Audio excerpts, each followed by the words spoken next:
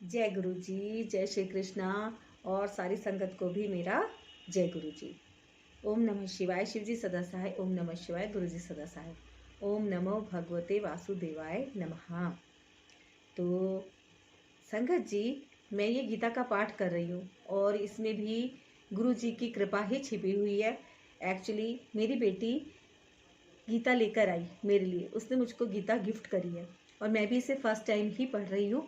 तो मैंने सोचा कि सबके साथ ही शेयर करूँ। बहुत स्ट्रांगली गुरु जी का थॉट पास हो रहा था, कनेक्ट हो रहा था मुझसे कि मैं इस गीता का पाठ सबके लिए करूँ, है ना। क्योंकि काफ़ी लोग हैं जो गीता का पाठ नहीं कर पाते। मैंने भी कहाँ करा है इतनी उम्र में। मेरे को अब तो सुधा ही है कि मैं भी गीता का पाठ करूँ, क्योंकि सुना ही था अभी तक गीता का पाठ करना चाहिए। देश विदेशों में बहुत लोग करते हैं, करना चाहिए, पर कभी मौका ही नहीं मिला। कहते हैं ना, वो भक्ति भी गुरुजी तभी कराते हैं, ईश्वर तभी कराते हैं जब हमारे कुछ पुण्यों का उदय होता है ना। तो ऑटोमेटिकली हमारा ध्यान उस तरह से शिफ्ट हो जाता है और कोई ना कोई वीडियो हमारे सामने आ जाती है, या किसी भी माध्यम से। अब जैसे मेरी बेटी, मेरा कोई दूर दूर तक भी ख्याल या विचार नहीं था कि मैं गीता का पाठ करूं, लेकिन मेरी बेटी मुझको गीता दे के बोली कि आप इसको पढ़ो। तो जब उसने स्ट्रांगली कहा कि पढ़ो, तो फिर तो मैंने सोचा कि चलो पढ़ लेती हूँ। और ऊपर से फिर गुरुजी का भी ऐसा ही आया मेरे को एकदम से थॉट कि मैं इस गीता को अकेले नहीं पढ़ूंगी, मैं इसके सबके साथ ही शेयर करूंगी, सबका भला होना चाहिए। तो संगत जी, मैं इस गीता का पाठ कर रही हूँ गुरुजी ब्लेसिंग कल्याण गीता चैनल पर, और आप सभी का बहुत बहुत स्वागत है इस चैनल पर। आप इस वीडियो को लाइक कीजिएगा, आगे आगे शेयर कीजिएगा, ज़्यादा से ज़्यादा लोगों पर यह गीता का पाठ ज्ञान पहुंचना चाहिए।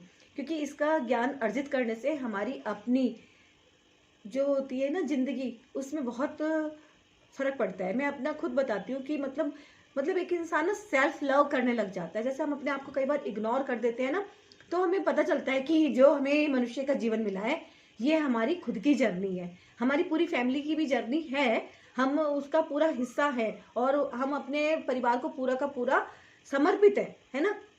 उनके सब काम करने के लिए समर्पित हैं। लेकिन हमारी अपनी हीलिंग होना बहुत जरूरी है ना। क्योंकि सबने सेपरेट सेपरेट भगवान के पास जाना है, इसमें कोई भी शंका नहीं है।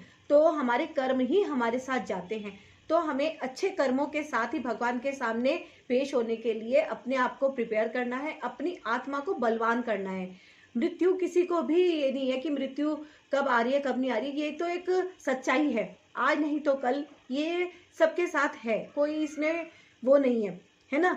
लेकिन अगर गीता में ऐसा कहा गया है कि आत्मा तो बिल्कुल अजर अमर है, ये तो ना पानी में गलेगी ना आग में जलेगी।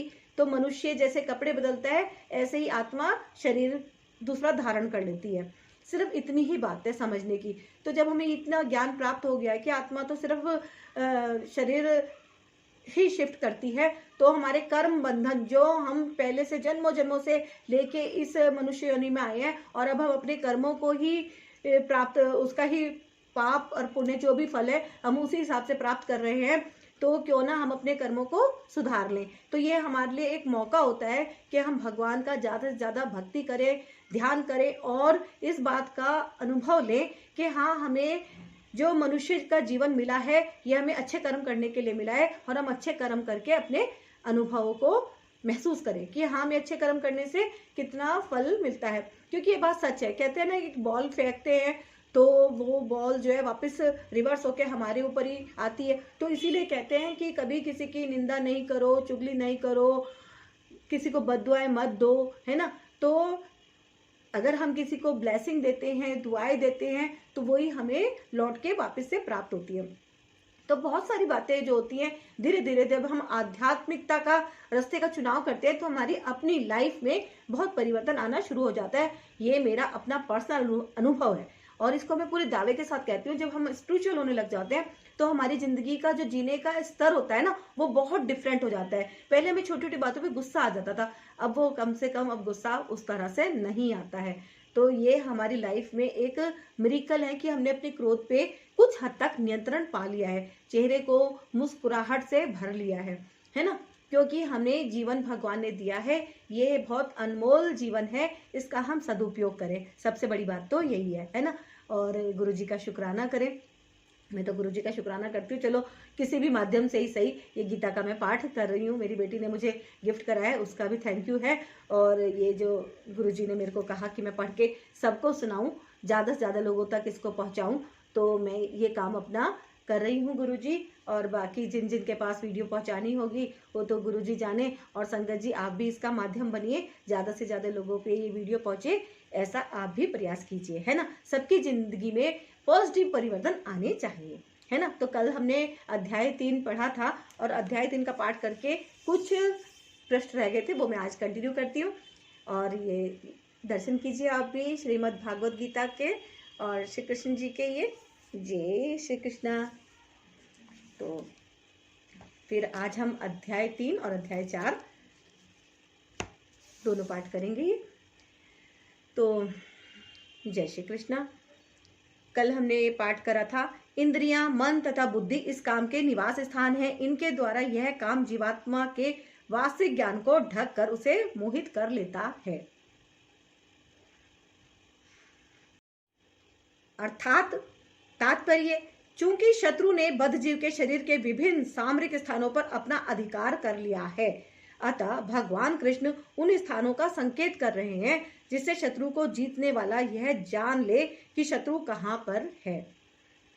मन समस्त इंद्रियों के कार्यकलापों का केंद्र बिंदु है। अतः जब हम इंद्रिय विषयों के संबंध में सुनते हैं तो मन इंद्रिय तृप्ति के समस्त भावों का आगार बन जाता है। इस तरह मन तथा इंद्रियां काम की शरण स्थली बन जाते हैं। इसके बाद बुद्धि ऐसी काम पूर्ण रुचियों की राजधानी बन जाती है।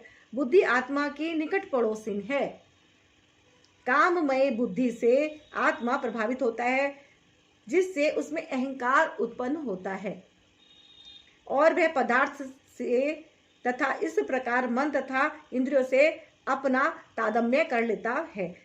आत्मा को भौतिक इंद्रियों का भोग करने की लत पड़ जाती है, जिसे वह वास्तविक सुख मान बैठता है।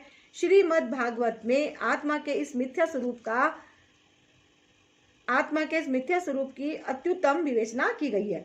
जो मनुष्य इस त्रिधातु निर्मित शरीर को आत्म स्वरूप जान बैठता है, जो देह के विकारों को स्वजन समझता है, जो जन्मभूमि को पूज्य मानता है और जो तीर्थ स्थलों की यात्रा दिव्य ज्ञान वाले पुरुषों से भेंट करने के लिए नहीं अपितु स्नान करने के लिए करता है, उसे गधा या बैल के समान समझना चाहिए। इसलिए हे भरतवंशियों में श्रेष्ठ अर्जुन, प्रारंभ में ही इंद्रियों को वश में करके इस पाप के महान प्रतीक काम का दमन करो और ज्ञान तथा आत्म साक्षात्कार के इस विनाशकर्ता का वध करो। अर्थात तात्पर्य यह है, भगवान ने अर्जुन को प्रारंभ से ही इंद्रियां संयम करने का उपदेश दिया, जिससे वे सबसे पापी शत्रु काम का दमन कर सके। ज्ञान का अर्थ है आत्म तथा अनात्म के भेद का बोध, अर्थात यह ज्ञान की आत्मा शरीर नहीं है। विज्ञान से आत्मा की स्वाभाविक स्थिति तथा परमात्मा के साथ उसके संबंध का विशिष्ट ज्ञान सूचित होता है। श्रीमद् भागवत में इसकी विवेचना इस प्रकार हुई है, आत्मा तथा परमात्मा का ज्ञान अत्यंत गूढ़ एवं रहस्यमय है, किंतु जब स्वयं भगवान द्वारा इसके विविध पक्षों की विवेचना की जाती है तो ऐसा ज्ञान तथा विज्ञान समझा जा सकता है। भगवत गीता हमें आत्मा का सामान्य तथा विशिष्ट ज्ञान तथा विज्ञान प्रदान करती है। जीव भगवान के भिन्न अंश है, अतः वे भगवान की सेवा के लिए हैं। यह चेतना कृष्ण भावनामृत कहलाती है। अतः मनुष्य को जीवन के प्रारंभ से इस कृष्ण भावनामृत को सीखना होता है, जिससे वह पूर्णतया कृष्ण भावना भावित होकर तदनुसार कर्म करे। काम ईश्वर प्रेम का विकृत प्रतिबिंब है और प्रत्येक जीव के लिए स्वाभाविक है, किंतु यदि किसी को प्रारंभ से ही कृष्ण भावनामृत की शिक्षा दी जाए तो प्राकृतिक ईश्वर प्रेम काम के रूप में विकृत नहीं हो सकता। एक बार ईश्वर प्रेम के काम रूप में विकृत हो जाने पर इसके मौलिक स्वरूप को पुनः प्राप्त कर पाना दुस्साध्य हो जाता है। फिर भी कृष्ण भावनामृत इतना शक्तिशाली होता है कि विलंब से प्रारंभ करने वाला भी भक्ति के विधि विधानों का पालन करके ईश्वर प्रेमी बन सकता है। अर्थात जिसने देर से शुरू करा यानी कि जब उसको ज्ञान मिला तब से उसने स्टार्ट कर दी भक्ति, तो भगवान उसको भी स्वीकार कर लेते हैं। अतः जीवन की किसी भी अवस्था में या जब भी इसकी अनिवार्यता समझी जाए, मनुष्य कृष्ण भावनामृत या भगवत भक्ति के द्वारा इंद्रियों को वश में करना प्रारंभ कर सकता है और काम को भगवत प्रेम में बदल सकता है, जो मानव जीवन की पूर्णता की चरम अवस्था है। कर्मेंद्रियां जड़ पदार्थ की अपेक्षा श्रेष्ठ हैं। मन इंद्रियों से बढ़कर है, बुद्धि मन से भी उच्च है और वह आत्मा बुद्धि से भी बढ़कर है। इन्होंने बहुत अच्छी बात कही है कि कर्मेंद्रियां जड़ पदार्थ की अपेक्षा श्रेष्ठ हैं। मन इंद्रियों से बढ़कर है, बुद्धि मन से भी उच्च है और वह आत्मा बुद्धि से भी बढ़कर है। अर्थात इसका अर्थ बता रहे हैं, तात्पर्य इंद्रियां काम के कार्यकलापों के विभिन्न द्वार हैं, है ना। इंद्रियां क्या है? काम के कार्यकलापों के विभिन्न द्वार हैं, गेट हैं ये, है ना। एक तरह से काम का निवास शरीर में है, किंतु उसे इंद्रिय रूपी झरोके प्राप्त हैं। अतः कुल मिलाकर इंद्रियां शरीर से श्रेष्ठ हैं। श्रेष्ठ चेतना या कृष्ण भावनामृत होने पर ये द्वार काम में नहीं आते।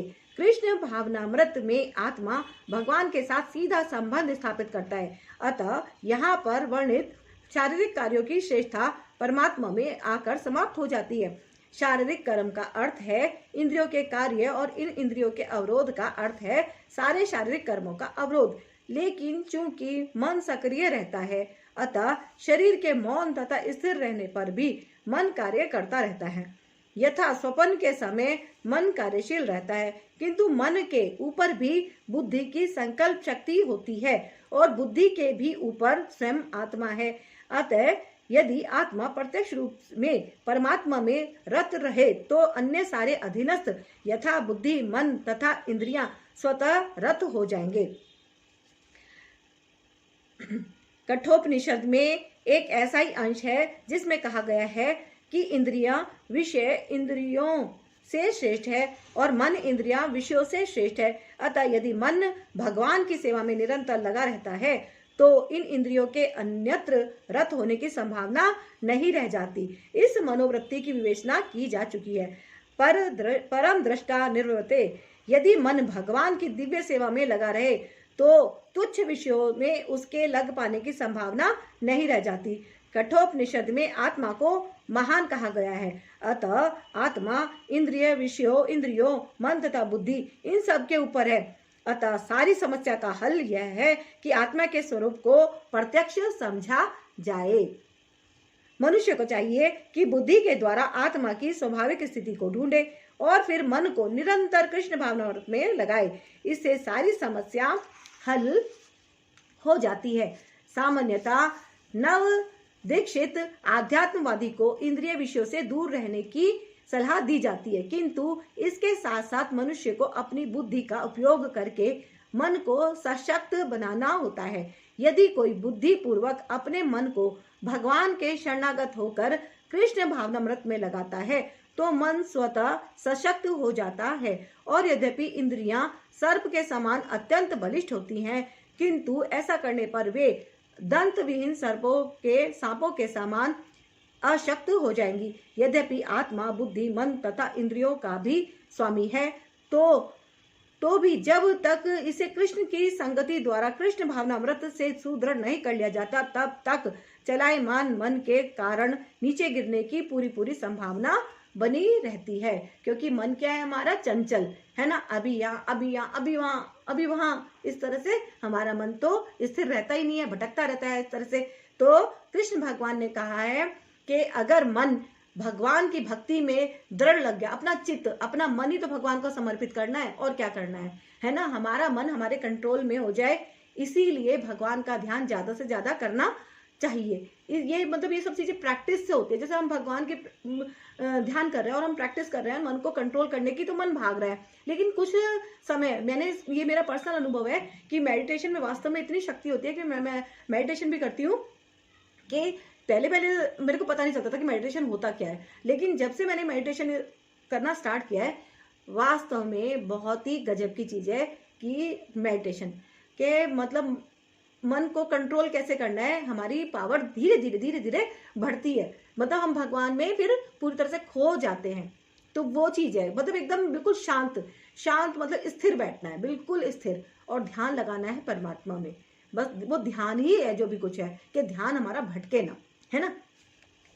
इस प्रकार हे महाभाव अर्जुन, अपने आप को भौतिक इंद्रियों, मन तथा बुद्धि से परे जानकर और मन को सावधान आध्यात्मिक बुद्धि कृष्ण भावनामृत से स्थिर करके आध्यात्मिक शक्ति द्वारा इस काम रूपी दुर्जय शत्रु को जीतो, है ना। काम को जीतने के लिए कहा है कि भगवान में भक्ति अगर आप करते हो तो आप इस पे विजय हासिल कर लेते हो, है ना। तो इन्होंने ऐसा बताया है। अर्थात तात्पर्य क्या कह रहे हैं कृष्ण भगवान, भगवत गीता का यह तृतीय अध्याय निष्कर्षित मनुष्य को निर्देश देता है कि वह निर्विशेष शून्यवाद को चरम लक्ष्य न मानकर अपने आप को भगवान का शाश्वत सेवक समझते हुए कृष्ण भावनामृत में प्रवृत्त हो।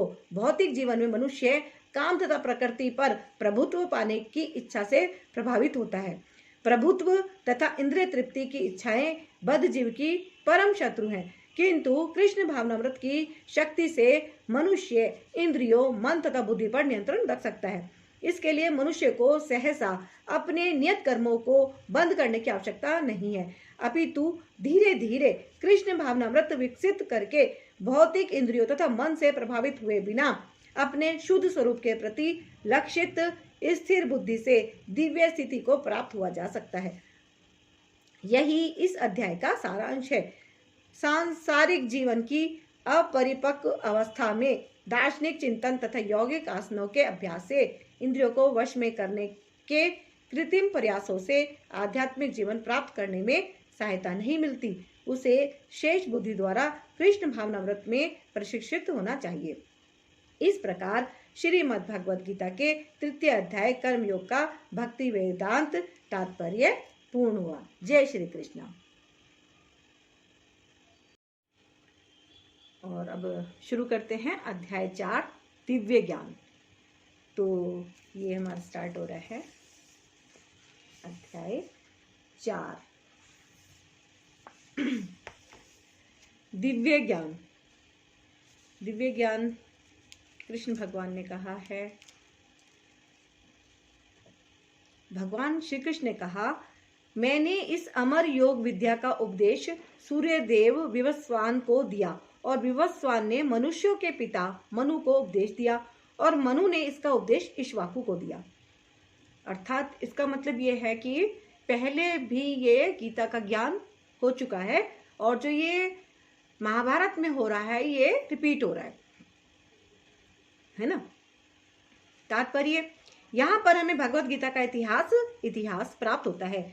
यह अत्यंत प्राचीन बताया गया है, जब इसे सूर्यलोक इत्यादि संपूर्ण लोकों के राजा को प्रदान किया गया था। समस्त लोकों के राजा विशेष रूप से निवासियों की रक्षा के निमित्त होते हैं, अतः राजन्य वर्ग को भगवत गीता की विद्या को समझना चाहिए, जिससे वे नागरिकों प्रजा पर शासन कर सकें और उन्हें काम रूपी भवबंधन से बचा सकें। मानव जीवन का उद्देश्य भगवान के साथ अपने शाश्वत संबंध के आध्यात्मिक ज्ञान का विकास है और सारे राज्यों तथा समस्त लोगों के शासनाध्यक्षों को चाहिए कि शिक्षा, संस्कृति तथा भक्ति द्वारा नागरिकों को यह पाठ पढ़ाए। दूसरे शब्दों में सारे राज्य के शासनाध्यक्ष कृष्ण भावनामृत विद्या का प्रचार करने के लिए होते हैं, जिससे जनता इस महाविद्या का लाभ उठा सके और मनुष्य जीवन के अवसर का लाभ उठाते हुए सफल मार्ग का अनुसरण कर सके।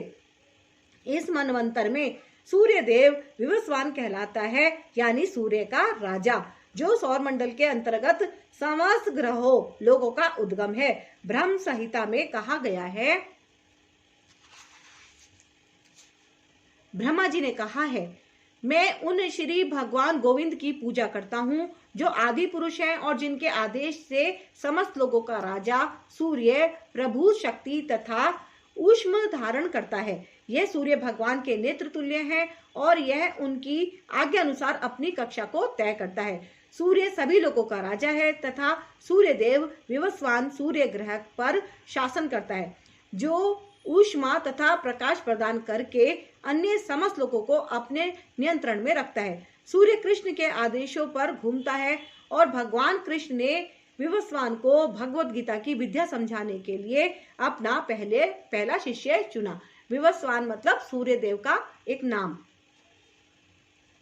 अतः गीता किसी मामूली सांसारिक विद्यार्थी के लिए कोई काल्पनिक भाष्य नहीं, अपितु ज्ञान का मानक ग्रंथ है जो अनंत काल से चला आ रहा है। महाभारत में हमें गीता का इतिहास इस रूप में प्राप्त होता है। त्रेता युग के आदि में विवस्वान ने परमेश्वर संबंधी इस विज्ञान का उपदेश मनु को दिया। विवस्वान मतलब सूर्यदेव ने मनु को दिया और मनुष्य के जनक मनु ने इसे अपने पुत्र इक्ष्वाकु को दिया। इक्ष्वाकु इस पृथ्वी के शासक थे और उस रघुकुल के पूर्वज थे जिसमें भगवान श्री राम ने अवतार लिया। इससे प्रमाणित होता है कि मानव समाज में महाराज इक्ष्वाकु के काल से ही भगवत गीता विद्यमान थी। इस समय कलयुग के केवल 5000 वर्ष व्यतीत हुए हैं, जबकि इसकी पूर्ण आयु 4,32,000 वर्ष है। इसके बाद द्वापर युग था और इसके भी पूर्व त्रेता युग था। इस प्रकार लगभग 20,05,000 वर्ष पूर्व मनु ने अपने शिष्य तथा पुत्र इक्ष्वाकु से, जो इस पृथ्वी के राजा थे, श्रीमद् भागवत गीता कही। वर्तमान मनु की आयु लगभग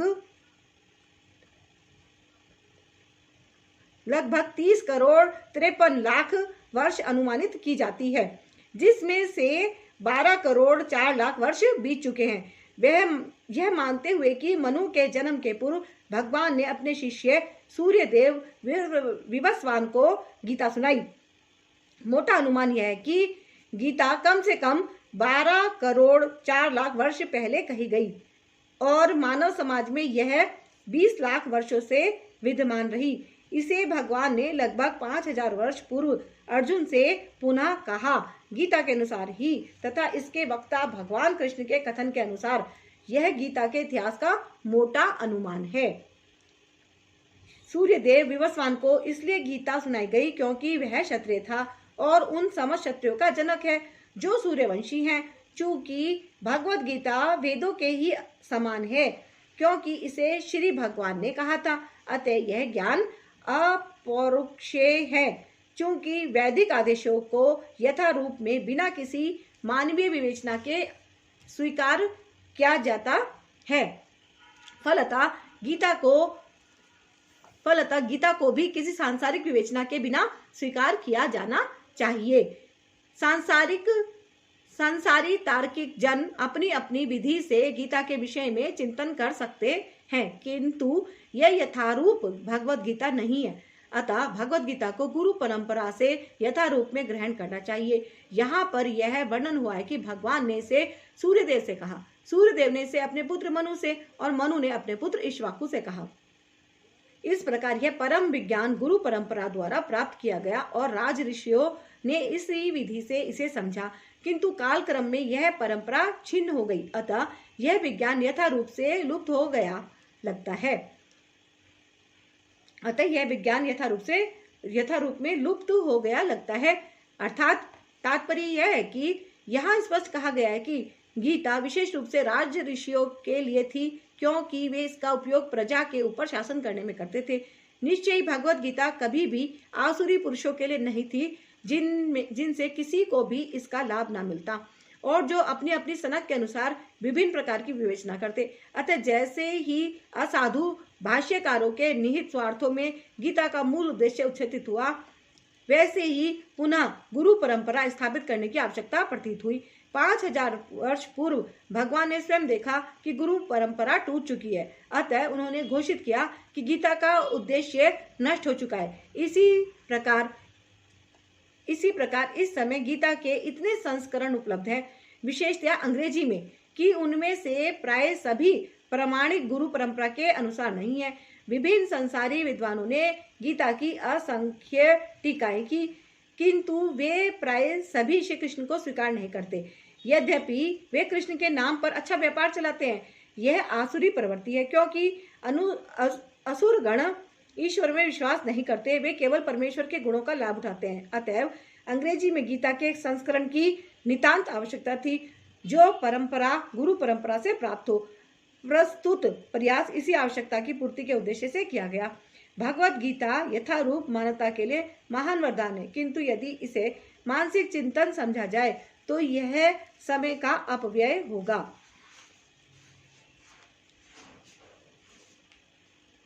आज मेरे द्वारा यह प्राचीन योग यानी परमेश्वर के साथ अपने संबंध का विज्ञान तुमसे कहा जा रहा है, क्योंकि तुम मेरे भक्त तथा मित्र हो, अतः तुम इस विज्ञान के दिव्य रहस्य को समझ सकते हो। ऐसा कृष्ण भगवान कह रहे हैं अर्जुन से। अर्थात तात्पर्य, मनुष्य की दो श्रेणियां हैं, भक्त तथा असुर।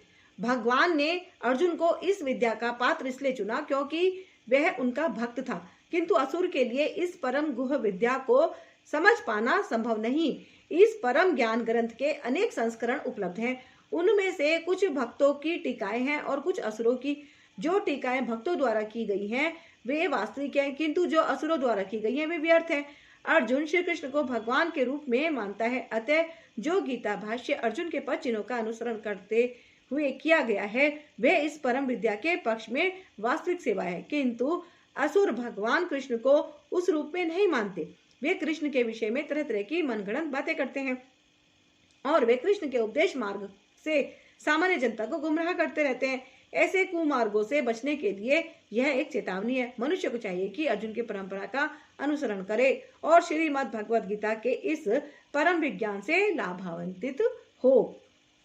अर्जुन ने कहा, सूर्यदेव विवस्वान आपसे पहले हो चुके मतलब ज्येष्ठ हैं, तो फिर मैं कैसे समझूं कि प्रारंभ में भी आपने इन्हें इस विद्या का उपदेश दिया है ना। अब कौन पूछ रहा है? अर्जुन पूछ रहे हैं कृष्ण भगवान से कि मतलब मैं कैसे मान लूं इस बात को कि आपने प्रारंभ में भी पहले गीता का उपदेश दिया है। तात्पर्य, जब अर्जुन भगवान का माना हुआ भक्त है तो फिर उसे कृष्ण के वचनों पर विश्वास क्यों नहीं हो रहा था? तथ्य यह है कि अर्जुन यह जिज्ञासा अपने लिए नहीं कर रहा है, अपितु यह जिज्ञासा उन सबों के लिए है जो भगवान में विश्वास नहीं करते, अथवा उन असुरों के लिए है जिन्हें यह विचार पसंद नहीं कि कृष्ण को भगवान माना जाए। उन्हीं के लिए अर्जुन यह बात इस तरह पूछ रहा है मानो वह स्वयं भगवान या कृष्ण से अवगत ना हो, जैसे कि 10वें अध्याय में स्पष्ट हो जाएगा। अर्जुन भली भांति जानता था कि कृष्ण श्री भगवान हैं और वे प्रत्येक वस्तु के मूल स्रोत हैं तथा भ्रम की चरम सीमा है। निसंदेह कृष्ण इस पृथ्वी पर देवकी के पुत्र रूप में भी अवतीर्ण हुए। सामान्य व्यक्ति के लिए समझ पाना अत्यंत कठिन है कि कृष्ण किस प्रकार उसी शाश्वत आदि पुरुष श्री भगवान के रूप में बने रहे। अतः इस बात को स्पष्ट करने के लिए ही अर्जुन ने कृष्ण से यह प्रश्न पूछा, जिससे वे ही प्रामाणिक रूप में बताएं। कृष्ण परम प्रमाण है। यह तथ्य आज ही नहीं अनंत काल से सारे विश्व द्वारा स्वीकार किया जाता रहा है, केवल असुर ही इसे अस्वीकार करते रहे हैं। जो भी हो, चूंकि कृष्ण सर्व स्वीकृत परम प्रमाण है, अतः अर्जुन उन्हीं से प्रश्न करता है जिससे कृष्ण स्वयं बताएं और असुर तथा उनके अनुयायी जिस भांति अपने लिए तोड़ मरोड़ करके उन्हें प्रस्तुत करते रहे हैं उससे बचा जा सके। यह प्रत्येक व्यक्ति के लिए आवश्यक है कि अपने कल्याण के लिए सब कृष्ण विद्या को जाने। अतः जब कृष्ण स्वयं अपने विषय में बोल रहे हों तो यह सारे विश्व के लिए शुभ है। कृष्ण द्वारा की गई ऐसी व्याख्याएं असुरों को भले ही विचित्र लगे, क्योंकि वे अपने ही दृष्टिकोण से कृष्ण का अध्ययन करते हैं, किंतु जो भक्त हैं वे साक्षात कृष्ण द्वारा उच्चरित वचनों का हृदय से स्वागत करते हैं। भक्त गण कृष्ण के ऐसे प्रामाणिक वचनों की सदा पूजा करेंगे, क्योंकि वे लोग उनके विषय में अधिक जानने के लिए उत्सुक रहते हैं। इस तरह नास्तिक गण जो कृष्ण को सामान्य व्यक्ति मानते हैं वे भी कृष्ण को अति मानव सच्चिदानंद विग्रह दिव्य त्रिगुणातीत तथा दिक्काल के प्रभाव से परे समझ सकेंगे। अर्जुन की कोटि के श्री कृष्ण भक्त को कभी भी श्री कृष्ण के दिव्य स्वरूप के विषय में कोई भ्रम नहीं हो सकता। अर्जुन द्वारा भगवान के समक्ष ऐसा प्रश्न उपस्थित करने का उद्देश्य उन व्यक्तियों की नास्तिकतावादी प्रवृत्ति की चुनौती देना था जो कृष्ण को भौतिक प्रकृति के गुणों के अधीन एक सामान्य व्यक्ति मानते हैं। क्योंकि कई लोग मानते हैं ना कि कृष्ण भगवान नहीं एक महापुरुष है, कई लोग बहस करने लग जाते हैं, है ना। ये उनके लिए बताया जा रहा है कि अर्जुन द्वारा भगवान के समक्ष ऐसा प्रश्न उपस्थित करने का उद्देश्य उन व्यक्ति की नास्तिकतावादी प्रवृत्ति को चुनौती देना था जो कृष्ण को भौतिक प्रकृति के गुणों के अधीन एक सामान्य व्यक्ति मानते हैं। श्री भगवान ने कहा, तुम्हारे तथा मेरे अनेकानेक जन्म हो चुके हैं। अब भगवान क्या कह रहे हैं कि हे अर्जुन, तुम्हारे भी और मेरे भी अनेकानेक जन्म हो चुके हैं। मुझे तो उन सब का स्मरण है, किंतु हे परंतप तुम्हें उनका स्मरण नहीं रह सकता है। तात्पर्य, ब्रह्म संहिता में हमें भगवान के अनेकानेक अवतारों की सूचना प्राप्त होती है। उसमें कहा गया है, मैं उन आदि पुरुष श्री भगवान गोविंद की पूजा करता हूँ जो अद्वैत, अच्युत तथा अनादि हैं। यद्यपि अनंत रूपों में उनका विस्तार है, किंतु तो भी वे आद्य, पुरातन तथा नित्य नवयौवन युक्त रहते हैं। श्री भगवान के ऐसे सच्चिदानंद रूप को प्राय श्रेष्ठ वैदिक विद्वान जानते हैं, किंतु विशुद्ध अनन्य भक्तों को तो उनके दर्शन नित्य ही होते रहते हैं। ब्रह्म संहिता में यह भी कहा गया है, मैं उन श्री भगवान गोविंद की पूजा करता हूँ जो राम, नरसिंह आदि अवतारों तथा अंशावतारों में नित्य स्थित रहते हुए श्री कृष्ण नाम से व्याख्यात आदि पुरुष हैं और जो स्वयं में अवतरित होते हैं। वेदों में भी कहा गया है कि अद्वैत होते हुए भी भगवान असंख्य रूपों में प्रकट होते हैं। वे उस वैद्य मणि के समान हैं जो अपना रंग परिवर्तित करते हुए भी एक ही रहता है। इन सारे रूपों की विशुद्ध निष्काम भक्त ही समझ पाते हैं, केवल वेदों के अध्ययन से उनको नहीं समझा जा सकता। अर्जुन जैसे भक्त कृष्ण के नित्य सखा हैं और जब भी भगवान अवतरित होते हैं तो उनके पार्षद भक्त भी विभिन्न रूपों में उनकी सेवा करने के लिए उनके साथ साथ अवतार लेते हैं।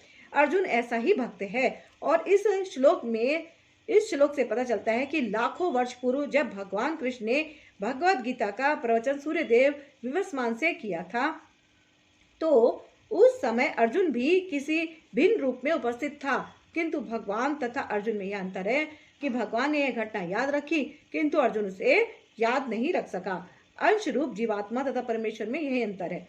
यद्यपि अर्जुन को यहाँ परम शक्तिशाली वीर के रूप में संबोधित किया गया है जो शत्रुओं का दमन कर सकता है, किंतु विगत जन्मों में जो घटनाएं घटी हैं उन्हें स्मरण रखने में वह अक्षम है। अतः भौतिक दृष्टि से जीव चाहे कितना ही बड़ा क्यों ना हो, वह कभी परमेश्वर की समता नहीं कर सकता। भगवान का नित्य संग निश्चय रूप से मुक्त पुरुष होता है, किंतु वह भगवान के तुल्य नहीं होता। ब्रह्म संहिता में भगवान को अच्युत कहा गया है, जिसका अर्थ होता है कि वे भौतिक संपर्क में रहते हुए भी अपने को नहीं भूलते। अतः भगवान तथा जीव कभी भी सभी तरह से एक समान नहीं हो सकते, भले ही जीव अर्जुन के समान मुक्त पुरुष क्यों ना हो। यद्यपि अर्जुन भगवान का भक्त है, किंतु कभी कभी वह भी भगवान की प्रकृति को भूल जाता है, किंतु देवी कृपा से भक्त तुरंत भगवान की अच्युत स्थिति को समझ जाता है, जबकि अभक्त या असुर इस दिव्य प्रकृति को नहीं समझ पाता। फलस्वरूप गीता के विवरण आसुरी मस्तिष्कों में नहीं चढ़ पाते। फलस्वरूप गीता के विवरण आसुरी मस्तिष्कों दिमाग में नहीं चढ़ पाते। कृष्ण को लाखों वर्ष पूर्व संपन्न कार्यों की स्मृति बनी हुई है, किंतु अर्जुन को स्मरण नहीं। यद्यपि अर्जुन तथा कृष्ण दोनों ही शाश्वत स्वभाव के हैं। यहाँ पर हमें यह भी देखने को मिलता है कि शरीर परिवर्तन के साथ साथ जीवात्मा सब कुछ भूल जाता है, किंतु कृष्ण सब स्मरण रखते हैं, क्योंकि वे अपने सच्चिदानंद शरीर को बदलते नहीं। वे अद्वैत हैं, जिसका अर्थ है कि उनके शरीर तथा उनके आत्मा में कोई अंतर नहीं। उनसे संबंधित हर वस्तु आत्मा है, जबकि बद्ध जीव अपने शरीर से भिन्न होता है। चूंकि भगवान के शरीर तथा आत्मा अभिन्न है, अतः उनकी स्थिति तब भी सामान्य जीव से भिन्न बनी रहती है। जब वे भौतिक स्तर पर अवतार लेते हैं, असुरगण भगवान की इस दिव्य प्रकृति से तालमेल नहीं बैठा पाते, जिसकी व्याख्या अगले श्लोक में भगवान स्वयं करते हैं। क्या कहते हैं भगवान? यद्यपि मैं अजन्मा तथा अविनाशी हूँ और यद्यपि मैं समस्त जीवों का स्वामी हूँ, तो भी प्रत्येक युग में मैं अपने आदि दिव्य रूप में प्रकट होता हूँ। अर्थात तात्पर्य, भगवान ने अपने जन्म की विलक्षणता बतलाई है। यद्यपि वे सामान्य पुरुष की भांति प्रकट हो सकते हैं, किंतु उन्हें विगत अनेक जन्मों की पूर्ण स्मृति बनी रहती है, जबकि सामान्य मनुष्य को कुछ ही घंटे पूर्व की घटना स्मरण नहीं रहती। यदि कोई पूछे कि एक दिन पूर्व इसी समय तुम क्या कर रहे थे, तो सामान्य व्यक्ति के लिए इसका तत्काल उत्तर दे पाना कठिन होगा। इसे इसको स्मरण करने के लिए अपनी बुद्धि को कुरेदना पड़ेगा कि मैं कल इसी समय क्या कर रहा था, है ना? सही बात है। फिर भी लोग प्राय अपने को ईश्वर या कृष्ण घोषित करते रहते हैं। मनुष्य को ऐसी निरर्थक घोषणाओं से भ्रमित नहीं होना चाहिए। जब भगवान द्वारा अपनी प्रकृति या स्वरूप की व्याख्या करते हैं, प्रकृति का अर्थ स्वभाव तथा स्वरूप दोनों है। भगवान कहते हैं कि वे अपने ही शरीर में प्रकट होते हैं। वे सामान्य जीव की भांति शरीर परिवर्तन नहीं करते। अच्छा, इसमें ये चीज समझाई गई है कि मनुष्य तो आत्मा है, और जैसे कि वो जब दूसरा जन्म लेता है तो शरीर भी उसको दोबारा मिलता है, लेकिन यहाँ पे इन्होंने समझाया है कि उनको सब कुछ स्मरण रहता है, कई जन्मों की बातें उनको स्मरण है। उसके पीछे कारण क्या है कि इन्होंने बताया, जब भगवान दोबारा अपनी प्रकृति या स्वरूप की व्याख्या करते हैं, प्रकृति का अर्थ स्वभाव तथा स्वरूप दोनों है। भगवान कहते हैं कि वे अपने ही शरीर में प्रकट होते हैं। वे सामान्य जीव की भांति शरीर परिवर्तन नहीं करते। इस जन्म में बद्ध जीव का एक प्रकार का शरीर हो सकता है, किंतु अगले जन्म में दूसरा शरीर रहता है।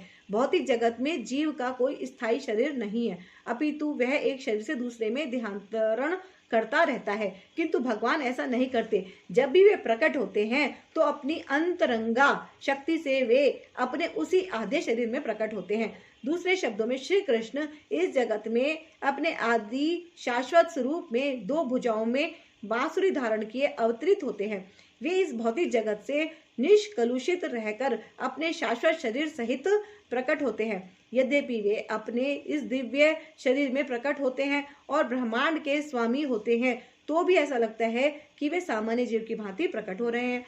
यद्यपि उनका शरीर भौतिक शरीर की भांति क्षीण नहीं होता, फिर भी ऐसा प्रतीत होता है कि भगवान कृष्ण बालपन से कुमारावस्था तथा कुमारावस्था से तरुणावस्था प्राप्त करते हैं। किंतु आश्चर्य तो यह है कि वे कभी युवावस्था से आगे नहीं बढ़ते। कुरुक्षेत्र युद्ध के समय उनके अनेक पौत्र थे, या दूसरे शब्दों में वे भौतिक गणना के अनुसार काफी वृद्ध थे।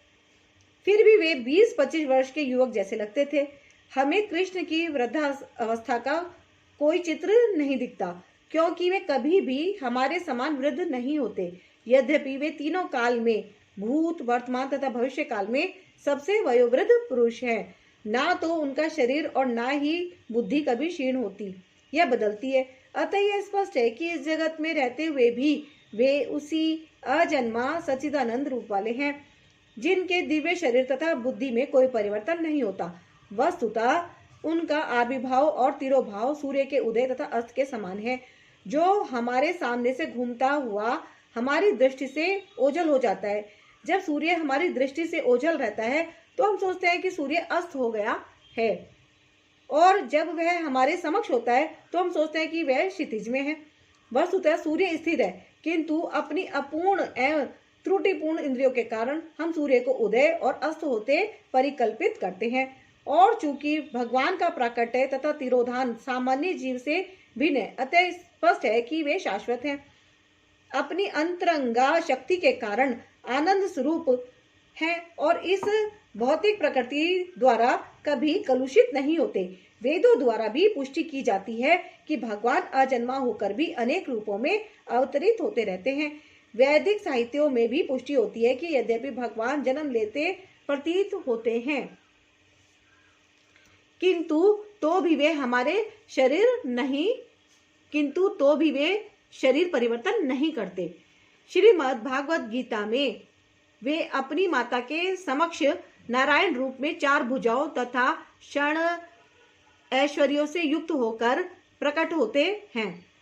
श्रीमद् भागवत में वे अपनी माता के समक्ष नारायण रूप में 4 भुजाओं तथा क्षण ऐश्वर्यों से युक्त होकर प्रकट होते हैं।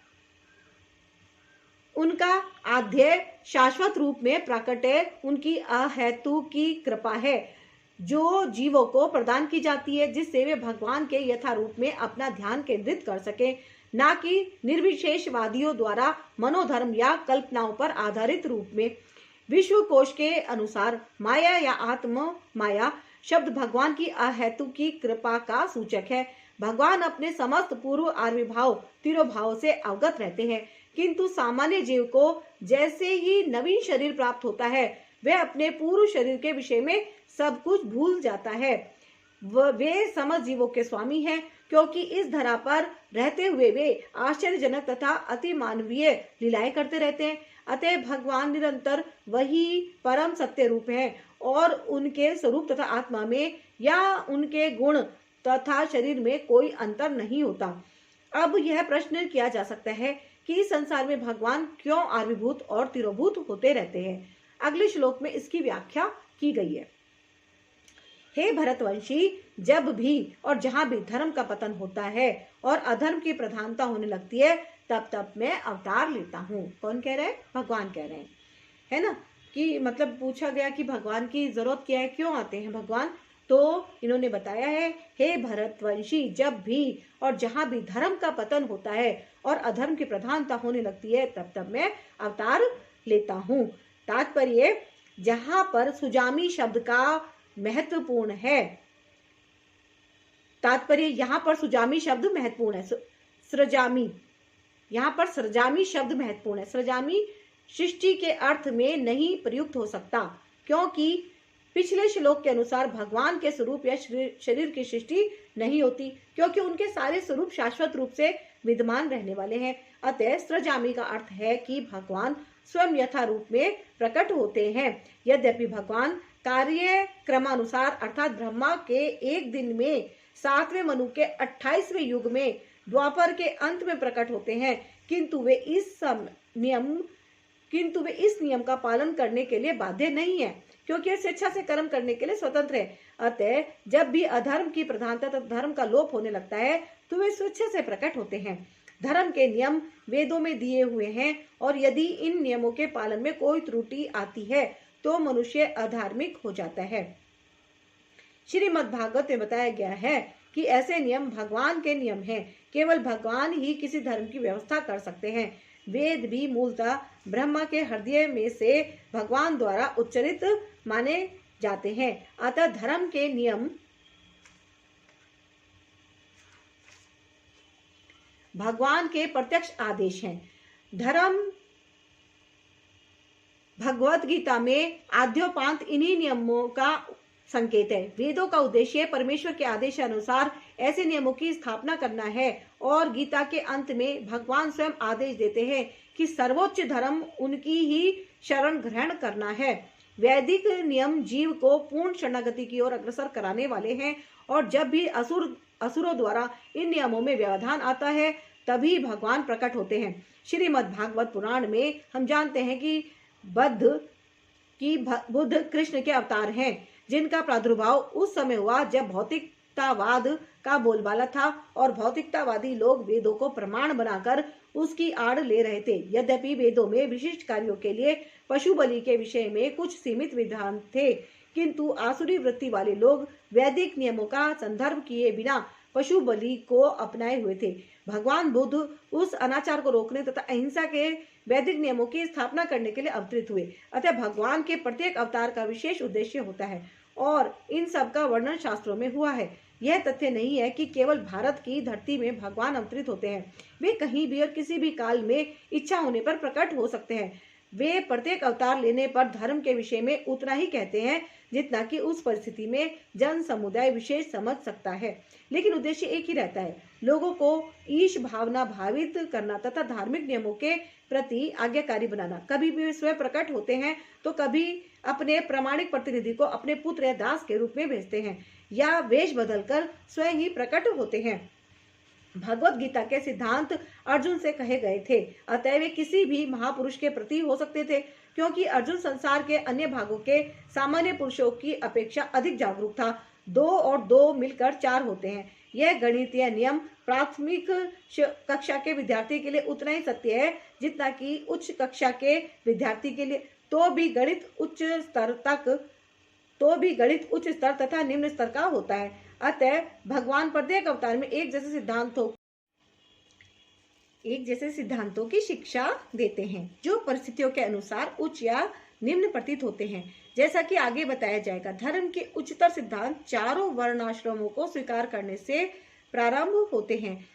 अवतारों का एकमात्र उद्देश्य सर्वत्र कृष्ण भावनामृत को उद्बोधित करना है। परिस्थितियों के अनुसार यह भावनामृत प्रकट तथा अप्रकट होता है। भक्तों का उद्धार करने, दुष्टों का विनाश करने तथा धर्म की फिर से स्थापना करने के लिए मैं हर युग में प्रकट होता हूँ, है ना। कृष्ण भगवान बोल रहे हैं। तात्पर्य, भगवत गीता के अनुसार साधु पवित्र पुरुष कृष्ण भावना भावित व्यक्ति है। अधार्मिक लगने वाले व्यक्ति में भी यदि पूर्ण कृष्ण चेतना हो तो उसे साधु समझना चाहिए। दुष्कृताम उन व्यक्तियों के लिए आया है जो कृष्ण भावनामृत की परवाह नहीं करते। ऐसे दुष्कृताम या उपद्रवी, मूर्ख तथा अधम व्यक्ति कहलाते हैं, भले ही वे सांसारिक शिक्षा से विभूषित क्यों न हो। इसके विपरीत यदि कोई 100% कृष्ण भावनामृत में लगा रहता है तो वह विद्वान या सुसंस्कृत ना भी हो तो फिर भी वह साधु माना जाता है। जहां तक अनिश्वरवादियों का प्रश्न है, भगवान के लिए आवश्यक नहीं कि वे इनके विनाश के लिए उस रूप में अवतरित हों, किंतु जिस रूप में वे रावण तथा कंस का वध करने के लिए हुए थे, भगवान के ऐसे अनेक अनुचर हैं जो असुरों का संहार करने में सक्षम है, किंतु भगवान तो अपने उन निष्काम भक्तों को तुष्ट करने के लिए विशेष रूप से अवतार लेते हैं जो असुरों द्वारा निरंतर तंग किए जाते हैं। असुर भक्त को तंग करता है, भले ही वह उसका सगा संबंधी क्यों न हो।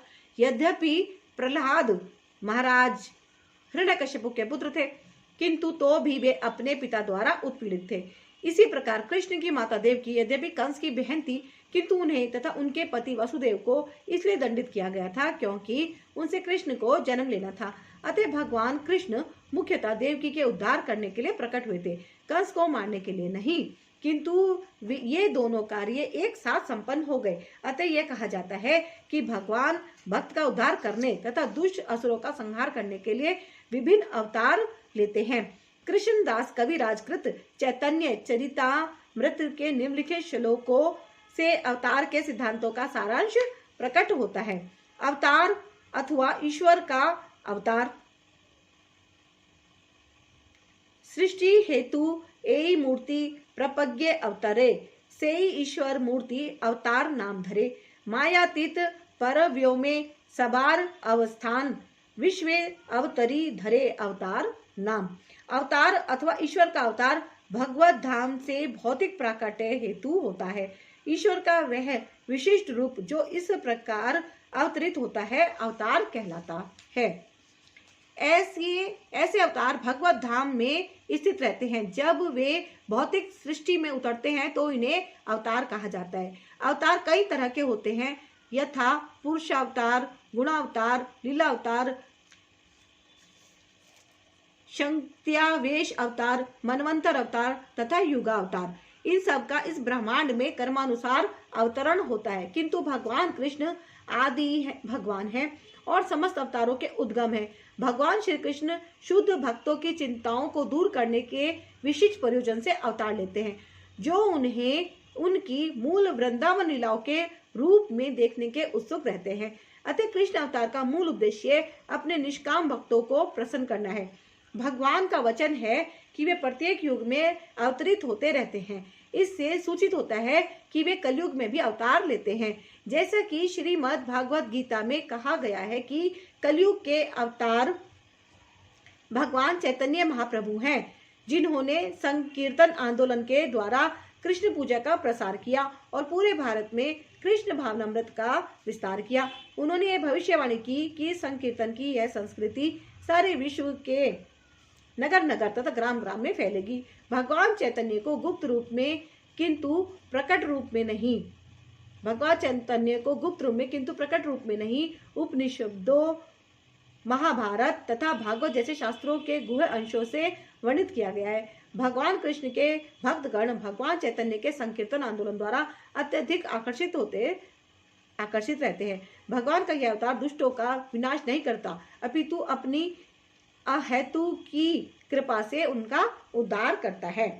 हे अर्जुन, जो मेरे आविर्भाव तथा कर्मों की दिव्य प्रकृति को जानता है, वह इस शरीर को छोड़ने पर इस भौतिक संसार में पुनः जन्म नहीं लेता, अपितु मेरे सनातन धाम को प्राप्त हो जाता है। छठे श्लोक में, मतलब इसका अर्थ बता रहे हैं, तात्पर्य। छठे श्लोक में भगवान के दिव्य धाम से उनके अवतरण की व्याख्या हो चुकी है। जो मनुष्य भगवान के आविर्भाव के सत्य को समझ लेता है, वह इस भवबंधन से मुक्त हो जाता है और शरीर को छोड़ते ही वह तुरंत भगवान के धाम को लौट जाता है। भवबंधन से जीव की ऐसी मुक्ति सरल नहीं। निर्विशेषवादी तथा योगी जन पर्याप्त कष्ट तथा अनेकानेक जन्मों के बाद भी मुक्ति प्राप्त कर पाते हैं। इतने पर भी उन्हें जो मुक्ति भगवान की निराकार ब्रह्म ज्योति में तादम्य प्राप्त करने के रूप में मिलती है, वह आंशिक होती है और इस भौतिक संसार में लौट आने का भय बना रहता है। किंतु भगवान के शरीर की दिव्य प्रकृति तथा उनके कार्यकलापों को समझने मात्र से भक्त इस शरीर का अंत होने पर भगवत धाम को प्राप्त करता है और उसे इस संसार में लौट आने का भय नहीं रह जाता। ब्रह्म संहिता में यह बताया गया है कि भगवान के अनेक रूप तथा अवतार है। यद्यपि भगवान के अनेक रूप तथा अवतार हैं, भगवान के अनेक दिव्य रूप हैं, किंतु फिर भी वे अद्वैत भगवान है। इस तथ्य को विश्वास पूर्वक समझना चाहिए। यद्यपि यह संसारी विद्वानों तथा ज्ञान योग्यों के लिए अगमय है, जैसा कि वेदों पुरुष बोधनी उपनिषद में कहा गया है। एक भगवान अपने निष्काम भक्तों के साथ अनेकानेक दिव्य रूपों में सदैव संबंधित है। इस वेद वचन की स्वयं भगवान ने गीता के इस श्लोक में पुष्टि की है। जो इस सत्य को वेद तथा भगवान के प्रमाण के आधार पर स्वीकार करता है और शुष्क चिंतन में समय नहीं गंवाता, वह मुक्ति की चरम सिद्धि प्राप्त करता है। इस सत्य को श्रद्धा पूर्वक स्वीकार करने से मनुष्य निश्चित रूप से मुक्त लाभ कर सकता है। इस प्रसंग में वैदिक वाक्य तत्वमसि लागू होता है। जो कोई भगवान कृष्ण को परब्रह्म करके जानता है या उनसे यह कहता है कि आप वही परब्रह्म श्री भगवान हैं, वह निश्चित रूप से अविलंब मुक्त हो जाता है। फलस्वरूप उसे भगवान की दिव्य संगति की प्राप्ति निश्चित हो जाती है। दूसरे शब्दों में ऐसा श्रद्धालु भगवत भक्त सिद्धि प्राप्त करता है। इसकी पुष्टि निम्नलिखित वेद वचन से होती है। श्री भगवान को जान लेने से ही मनुष्य जन्म तथा मृत्यु से मुक्ति की पूर्ण अवस्था प्राप्त कर लेता है। इस सिद्धि को प्राप्त करने का कोई अन्य विकल्प नहीं है। इसका कोई विकल्प नहीं है का अर्थ यही है कि जो श्री कृष्ण को श्री भगवान के रूप में नहीं मानता, वे अवश्य तमोगुणी है और मधु पात्र को केवल बाहर से चाट कर या भगवत गीता की विद्यतापूर्ण संसारी विवेचना करके मोक्ष प्राप्त नहीं कर सकता। ऐसे शुष्क दार्शनिक भौतिक जगत में महत्वपूर्ण भूमिका निभाने वाले हो सकते हैं, किंतु वे मुक्ति के अधिकारी नहीं होते। ऐसे अभिमानी संसारी विद्वानों को भगवत भक्त की अहेतुकी कृपा की प्रतीक्षा करनी पड़ती है। अतः मनुष्य को चाहिए कि श्रद्धा तथा ज्ञान के साथ कृष्ण भावनामृत का अनुशीलन करे और सिद्धि प्राप्त करने का यही उपाय है। आसक्ति, भय तथा क्रोध से मुक्त होकर मुझ में पूर्णतया तन्मय होकर और मेरी शरण में आकर बहुत से व्यक्ति भूतकाल में मेरे ज्ञान से पवित्र हो चुके हैं। इस प्रकार से उन सबों ने मेरे प्रति दिव्य प्रेम को प्राप्त किया है। अर्थात तात्पर्य यह है, जैसा कि पहले कहा जा चुका है, विषयों में आसक्त व्यक्ति के लिए परम सत्य के स्वरूप को समझ पाना अत्यंत कठिन है। सामान्यतः जो लोग देहात्म बुद्धि में आसक्त होते हैं, वे भौतिकतावाद में इतने लीन रहते हैं कि उनके लिए यह समझ पाना असंभव सा है कि परमात्मा व्यक्ति भी हो सकता है।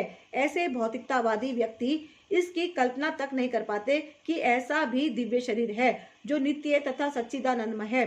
भौतिकतावादी धारणा के अनुसार शरीर नाशवान, अज्ञानमय तथा अत्यंत दुखमय होता है।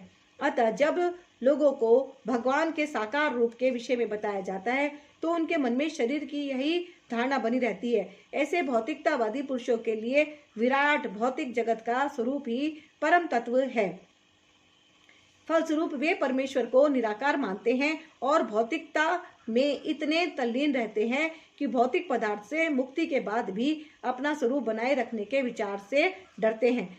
जब उन्हें यह बताया जाता है कि आध्यात्मिक जीवन भी व्यक्तिगत तथा साकार होता है, तो वे पुनः व्यक्ति बनने से भयभीत हो उठते हैं। फलतः वे निराकार शून्य में तदाकार होना पसंद करते हैं। सामान्यतः वे जीवों की तुलना समुद्र के बुलबुलों से करते हैं, जो टूटने पर समुद्र में ही लीन हो जाते हैं। पृथक व्यक्ति से रहित आध्यात्मिक जीवन की यह चरम सिद्धि है। यह जीवन की भयावह अवस्था है जो आध्यात्मिक जीवन के पूर्ण ज्ञान से रहित है। इसके अतिरिक्त ऐसे बहुत से मनुष्य हैं जो आध्यात्मिक जीवन को तनिक भी नहीं समझ पाते। अनेक वादों तथा दार्शनिक चिंतन की विविध विसंगतियों से परेशान होकर वे ऊब उठते हैं या क्रुद्ध हो जाते हैं और मूर्खतावश यह निष्कर्ष निकालते हैं कि परम कारण जैसा कुछ नहीं है, अतः प्रत्येक वस्तु अंततोगत्वा शून्य है। ऐसे लोग जीवन की रुग्ण अवस्था में होते हैं। कुछ लोग भौतिकता में इतने आसक्त रहते हैं कि वे आध्यात्मिक जीवन की ओर कोई ध्यान नहीं देते, और कुछ लोग तो निराशावश सभी प्रकार के आध्यात्मिक चिंतनों से क्रुद्ध होकर प्रत्येक वस्तु पर अविश्वास करने लगते हैं। इस अंतिम कोटि के लोग किसी न किसी मादक वस्तु का सहारा लेते हैं और उनके मति विभ्रम को कभी कभी आध्यात्मिक दृष्टि मान लिया जाता है। मनुष्य को भौतिक जगत के प्रति आसक्ति की 3 अवस्थाओं से छुटकारा पाना होता है। यह है आध्यात्मिक जीवन की उपेक्षा, आध्यात्मिक साकार रूप का भय तथा जीवन की हताशा से उत्पन्न शून्यवाद की कल्पना। जीवन की इन तीनों अवस्थाओं से छुटकारा पाने के लिए प्रामाणिक गुरु के निर्देशन में भगवान की शरण ग्रहण करना और भक्तिमय जीवन के नियम तथा विधि विधानों का पालन करना आवश्यक है। भक्तिमय जीवन की अंतिम अवस्था भाव या दिव्य ईश्वरीय प्रेम कहलाती है। भक्ति रसामृत सिंधु के अनुसार भक्ति का विज्ञान इस प्रकार है। प्रारंभ में आत्म साक्षात्कार की सामान्य इच्छा होनी चाहिए। इससे मनुष्य ऐसे व्यक्तियों की संगति करने का प्रयास करता है जो आध्यात्मिक दृष्टि से उठे हुए हैं।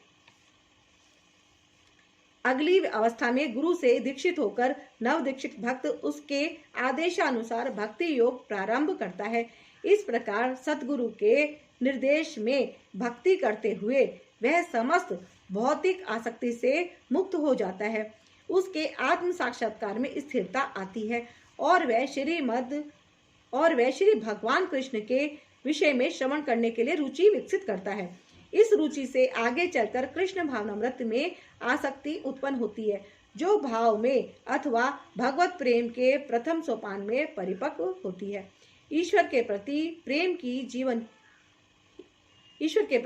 ही जीवन की सार्थकता है। प्रेम अवस्था में भक्त भगवान की दिव्य प्रेमा भक्ति में निरंतर लीन रहता है। अतः भक्ति की मंद विधि से प्रमाणित गुरु के निर्देश में सर्वोच्च अवस्था प्राप्त की जा सकती है और समस्त भौतिक आसक्ति व्यक्तिगत आध्यात्मिक स्वरूप के भय तथा शून्यवाद से उत्पन्न हताशा से मुक्त हुआ जा सकता है। तभी मनुष्यों को अंत में भगवान के धाम की प्राप्ति हो सकती है। जय श्री कृष्णा। तो आगे ले लेते हैं हम बस गुरुजी से भी और कृष्ण भगवान से भी। तो अभी तो ये काफ़ी है, अध्याय 4 भी, तो हम ये लेंगे अब नेक्स्ट एपिसोड में, है ना। तो जैसा कि इन्होंने बोला कि अपने गुरु के संपर्क में आके आप आध्यात्म से जुड़ सकते हैं, तो बस गुरु जी ने भी मेरे दिमाग में जो एक थॉट डाला है, बस उसी को मानते हुए मैं इसे कंटिन्यू कर रही हूँ। गीता को पूरा पाठ कर रही हूँ और आप सब लोगों के साथ भी मैं इसको शेयर कर रही हूँ, ताकि जो भी इस गीता को सुने उसको पुण्य मिले। क्योंकि कहते हैं कि श्रवण करने से भी पुण्यों में वृद्धि होती है। जैसे हम किसी धर्म स्थान में जाते हैं कहीं पे, तो वहाँ पे हमारे कानों में जो भजन पढ़ते हैं वो क्या है, वो भी एक तरह की सेवा है। और गीता का पाठ, ये जितना बड़ा सत्संग है, ये बहुत बड़ा सत्संग है, इसको करने से हमें ज्ञान की वृद्धि भी होती है ना। क्योंकि अभी अभी इन्होंने बताया ना कि 3 चीजें इंसान को करनी होती है। क्या छुटकारा? ये है आध्यात्मिक जीवन की उपेक्षा, है ना। कि मतलब कई लोग क्या करते हैं, आध्यात्मिक जीवन की उपेक्षा करते हैं। तो बोला इन्होंने कि वो नहीं करना है। आध्यात्मिक साकार रूप का भय, है ना। कई लोगों को डर लगता है, कई लोग कृष्ण को ये मानते ही नहीं है कि कोई साकार रूप में, क्योंकि प्रभु को माना गया निराकार, कि कोई प्रभु साकार रूप में भी आ जाता है। तो आध्यात्मिक साकार रूप का भय तथा जीवन की हताशा से उत्पन्न शून्यवाद की कल्पना। तो कई लोग बहुत ज्यादा हताश हो जाते हैं, अपने जीवन से निराशावादी हो जाते हैं, तो भी वो भक्ति ज्यादा नहीं कर पाते, क्योंकि वो बहुत ज्यादा उदास हो चुके हैं, उदासीनता उन पे हावी हो गई है। तो समय रहते ही काफी ज्यादा नॉलेज हम ग्रहण कर सकते हैं सिर्फ इसका पाठ करने से और सुनने से। मतलब जो कि हमारे को अपने सेल्फ की हीलिंग करने में हमें मदद करेगी, है ना। क्योंकि हमें सेल्फ लव भी सिखाया गया है इस गीता में, कि मनुष्य को अपने आप से भी प्यार करना होता है और भगवान से भी प्यार करना होता है। कई बार क्या होता है, इंसान अपने आप को बहुत इग्नोर करके चलता है ना। उसे यही नहीं पता कि जो ये शरीर मिला हुआ है, ये हमें भगवान की भक्ति के लिए ही तो मिला है। तो किस लिए मिला है ये शरीर, है ना। भगवान ने हमें भगवान की भक्ति करने के लिए ही ये शरीर देकर भेजा है। तो जो हमारी कर्मेंद्रियां हैं और जो हमारी इंद्रियां हैं, इनको हम प्रभु की भक्ति में लगाएं, ज्यादा से ज्यादा हम उनका चिंतन करें। तो ये बहुत बड़ा सत्संग है गीता का पाठ, इसे आप अवश्य सुनिए और सबके साथ शेयर भी कीजिए। और मैं तो अपने गुरुजी के साथ भी शेयर करती रहती हूँ, क्योंकि गुरुजी ने ही तो मुझे ये आइडिया दिया है कि मैं सबके साथ शेयर करूँ। और जब ये स्वरूप मुझे ब्लेसिंग में मिला था ना, तो जिन अंकल ने मुझे दिया, तो उन्होंने मुझे कहा कि गुरुजी से बातें करना, क्योंकि गुरुजी तो सुनते हैं। तो मैं गुरुजी को भी लेके बैठी हूँ, कि मेरे को भी 2-3 दिन पहले ही मिला था ये स्वरूप। तो गुरुजी को भी लेके बैठी हूँ कि भाई गुरुजी आप मुझे गाइड करते रहना, और ये जो मैं पाठ कर रही हूँ आप भी सुनना, है ना। तो गुरुजी भी सुन रहे हैं मेरे साथ साथ, और गुरुजी मुझे गाइड भी कर रहे हैं कि मैं इस पाठ को करूँ।